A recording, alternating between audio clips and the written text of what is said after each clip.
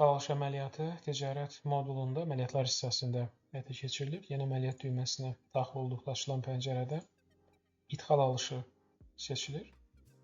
Ümumi məlumat bölməsində tarix, valyuta və eyni zamanda qarşı tərəf məhsulların alındığı tədarükçü şirkətin adı seçilir. Eyni zamanda məhsulların qəbul edildiyi ambar və alış həyata keçirdən menecer və digər müvafiq seçimlər edilir. Qayma bölməsində alış həyata keçirilmiş məhsulların adları məhsul axtarış hissəsindən və yaxud kataloqdan seç düyməsindən istifadə edilərək qaymaya əlavə olunur. Qaymaya əlavə olunmuş məhsulların invoice qiymətləri və sayları qeyd olunaraq qayma formalaşdırılır.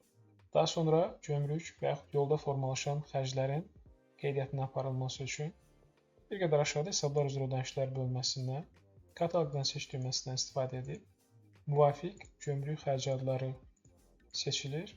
Onlarla bağlı müvafiq məlumatlar sistemə əlavə olunur.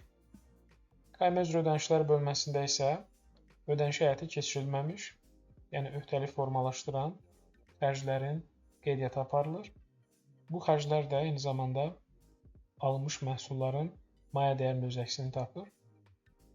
Xərclər qeyd olunduqdan sonra sistem avtomatik şəkildə proporsional bölgü apararaq məhsulların maya dəyərini formalaşdırır və hər məhsulun üzərinə nə qədər əlavə xərc düşüb, artan məbləğ nə qədərdir və bunun nəticəsində maya dəyəri neçə başa gəlir şəklində məlumatları avtomatik formalaşdırır, amma eyni zamanda dəyişmə imkanı da verir.